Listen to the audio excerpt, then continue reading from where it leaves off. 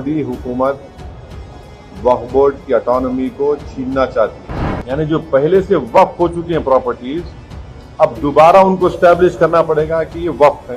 ये एक्ट खुद ये बोलता है कि हर स्टेट में एक वक्फ बोर्ड होना चाहिए।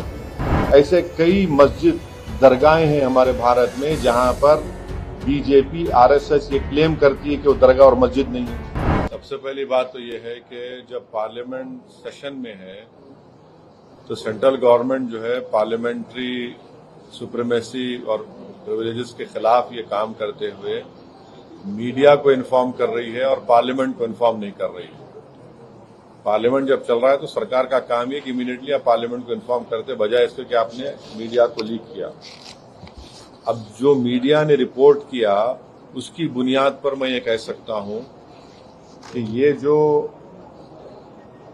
प्रपोज अमेंडमेंट से जो मीडिया में जो लिखा गया है वो इस बात को बताता है कि मोदी हुकूमत वक्फ बोर्ड की ऑटोनॉमी को छीनना चाहती है और वो इंटरफेयर करना चाहती है वाकिफ के मंशे के खिलाफ कि किस तरह से उस वक्फ की प्रॉपर्टी को चलाया जाए, और ये खुद फ्रीडम ऑफ रिलीजन के खिलाफ है, नंबर 1। दूसरी बात यह है कि बीजेपी शुरू से वक्फ बोर्ड्स और वक्फ की प्रॉपर्टीज के खिलाफ रही है और इनका एक हिंदुत्व का एजेंडा है, आरएसएस का एजेंडा है कि वो शुरू से वक्फ प्रॉपर्टीज को और वक्फ बोर्ड को खत्म करने की कोशिशें करती रही है।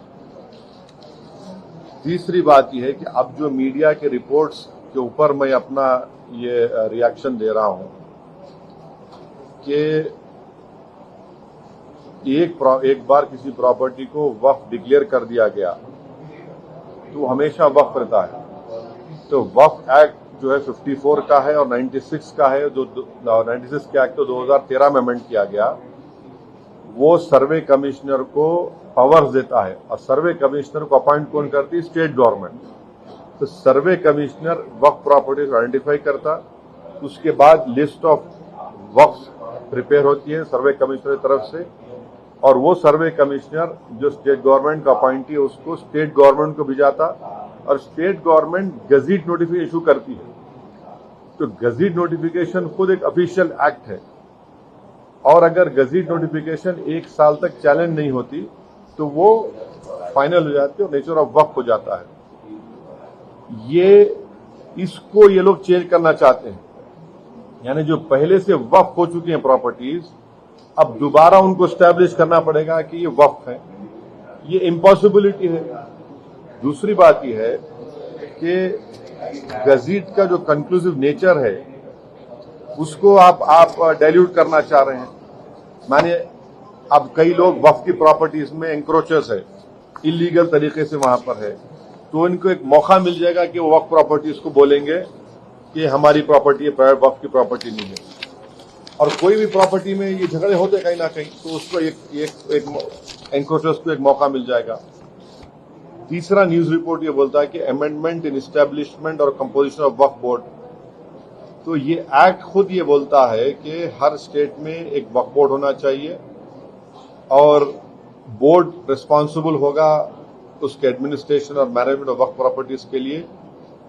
अब अगर आप अमेंडमेंट करेंगे establishment and composition of Waqf board में तो एक एडमिनिस्ट्रेटिव क्योस होगा, loss of autonomy Waqf board का होगा, और ये गवर्नमेंट का जो कंट्रोल है वक्फ बोर्ड के ऊपर, गवर्नमेंट का कंट्रोल बढ़ेगा तो वक्फ के इंडिपेंडेंस पे बहुत बड़ा असर पड़ेगा। चौथी बात उसमें यह है कि वक्फ ट्रिब्यूनल्स है। अब ये जो मीडिया रिपोर्ट ये बोल रहा है कि गवर्नमेंट इन ट्राइब्यूनल्स को डाइल्यूट करना चाहती है।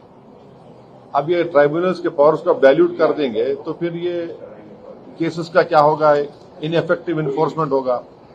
पांचवी बात जो मीडिया रिपोर्ट्स के ऊपर मैं बोल रहा हूं आपको, इसमें लिखा गया कि अगर कोई डिस्प्यूटेड प्रॉपर्टी है तो डिस्प्यूटेड प्रॉपर्टी का ये लोग बोलेंगे नहीं प्रॉपर्टी डिस्प्यूटेड है, इसका सर्वे हम कराएंगे। अगर कोई प्रॉपर्टी डिस्प्यूट है तो उसका फैसला जुडिशरी करती। यहां पर मोदी हुकूमत डिस्प्यूट क्रिएट करेगी, उसका सर्वे कराएंगे। अब सर्वे एग्जीक्यूटिव कराएगा या सीएम कराएगा या बीजेपी पावर बीजेपी कराएगी। अब जाहिर नतीजा क्या निकलेगा आपको मालूम। तो ये भी एक तरीका है उस डिस्प्यूटेड प्रॉपर्टीज को डिस्प्यूट बनाना, पहले फिर सर्वे कराना उसका, और सर्वे में रिपोर्ट लिख देना कि नहीं ये वक्फ नहीं है। ऐसे कई मस्जिद दरगाहें हैं हमारे भारत में जहां पर बीजेपी आरएसएस ये क्लेम करती है कि वो दरगाह और मस्जिद नहीं है। तो जो पावर जुडिशरी का है वो एग्जीक्यूटिव छीनना चाह रहा उसको। और एक बात जो मीडिया रिपोर्ट्स के मालूम ये हो रही है कि अब कोई कब्जा करके इंक्रोचर है तो वक्फ बोर्ड को पावर है, उसके पावर्स को अगर आप छीन लेंगे तो फिर पूरा ये तो लॉस होगा वक्फ प्रॉपर्टीज का। अच्छा, उसमें एक और मीडिया रिपोर्ट में बात आई है, amendment to the process of Waqf board. ये जो वाकिफ होता है वो अगर मेरी प्रॉपर्टी में बोलते हैं वक्फ बोर्ड को मैं दे रहा हूं, मैं वक्फ कर वाकिफ हूं, मुतवल्ली मैं रहूंगा किसी और, वो आप बोल रहे वो भी नहीं रहेगा। तो बेसिकली ऑल इन ऑल ये जो है ये पूरे इस तरह का, अगर ये मीडिया रिपोर्ट सही है तो मोदी सरकार ये चाह रही है कि पूरे वक्फ बोर्ड की प्रॉपर्टीज को छीन लिया जाए, इनको मुसलमानों से छीन लिया जाए। और वो थ्रेटन कर रहे हैं वक्फ की प्रॉपर्टीज का जो कंट्रोल है वक्फ बोर्ड्स के ऊपर, ताकि उसमें तमाम लीगल एम्बिग्यूटीज पैदा हो जाना, और इससे और वक्फ की प्रॉपर्टीज का नुकसान होगा। तो अब ये कंप्लीट सिस्टम को जब ये लोग, अगर मीडिया रिपोर्ट्स सही है, चेंज करना चाह रहे, उसमें कुछ ये करना चाहे, तो कोई भी आगे बढ़कर प्रॉपर्टीज को वक्फ नहीं करेगा। और आप देखेंगे कि कई मुसलमानों के मस्जिदें हैं, दरगाहें हैं, जहां पर हिंदुत्व की ऑर्गेनाइजेशन आरएसएस बोलते कि नहीं है वो।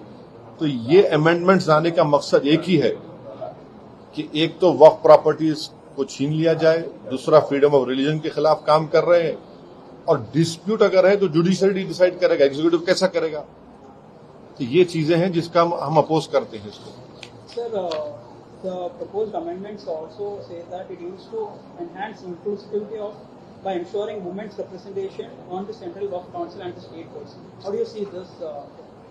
See, this is the real reason of doing it is not that. The real reason is interference in freedom of religion and the reasons which I have just mentioned to you. Sir, इस bill के जरिए state और central government के जो भी problems है land, ये सारे मसाइल हल हो जाएंगे। क्या हल हो जाएंगे? क्या हल? देखिए, उसमें आप मीडिया रिपोर्ट पढ़े, उसमें जो डिस्प्यूट है प्रॉपर्टी में उसका सर्वे कराएंगे। आप कौन होते हैं भाई? डिस्प्यूट है तो जुडिशरी डिसाइड करेगा। आप कौन होते करने वाले उसको? आप होते कौन? आप पॉलिटिकल एग्जीक्यूटिव डिस्प्यूट के नाम पे इंक्वायरी कराएंगे, वो तो जुडिशरी करना चाहिए। मकसद एक ही है कि वक्फ प्रॉपर्टीज को मुसलमानों से छीन लिया जाए। ये इनका जो शुरू से आरएसएस कोशिश कर रही है, इनका आरएसएस बोलती आ रही 70 साल से, बीजेपी उससे पहले जनसंघ बोलती आ रही है। तो ये तो डायरेक्ट सोचना पड़ेगा, ये जो अलाइज है बीजेपी के, क्या वो मुसलमानों के वक्फ प्रॉपर्टीज को छीनना चाहेंगे?